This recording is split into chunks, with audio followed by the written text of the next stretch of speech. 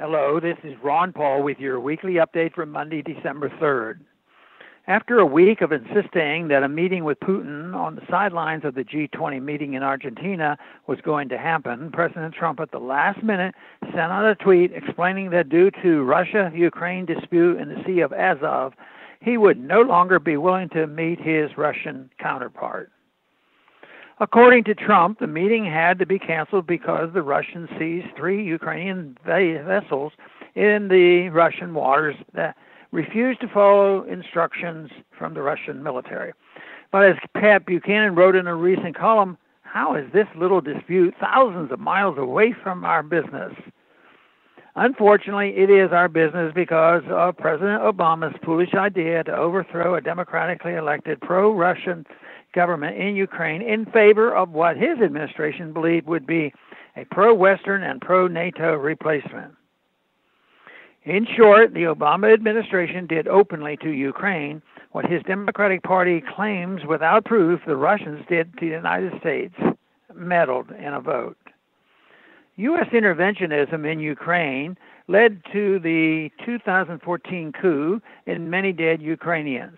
Crimea's major Russian population held a referendum and decided to rejoin Russia rather than remain in a pro-West Ukraine that immediately began discriminating against them. Why would anyone object to people opting out of abusive relationship? What is most disappointing about President Trump's foreign policy is that it didn't have to be this way. He ran on a platform of America first, ending foreign wars, NATO skepticism, and better relations with Russia. Americans voted for this policy. He had a mandate, a rejection of Obama's destructive interventionism, but he lost his nerve. Instead of being the president who ships lethal weapons to the Ukrainian regime, instead of being the president who insists on that Crimea remain in Ukraine, instead of being the president who continues policies that American people clearly rejected at the ballot box, Trump could have blamed the Ukraine-Russian mess on the failed Obama foreign policy and charted a very different course. What flag flies over Crimea is none of our business. We are not the policemen of the world, and candidate Trump seems to have understood that. But now, Trump's in a trap. He was foolish enough to believe that Beltway foreign policy experts have a clue about what really is American national interest.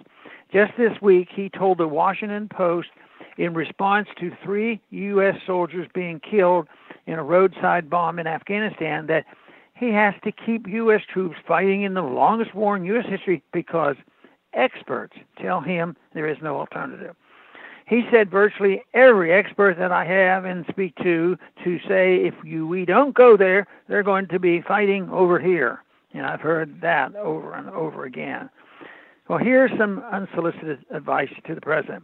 Listen to the people who elected you, who are tired of the U.S. as the world's policeman. Let Ukraine and Russia work out their own problems. Give all your experts a pink slip and start over with a real pro-American foreign policy, non-interventionism. Thanks for calling this update. A new update is placed on this number, 888-322-1414 every Sunday.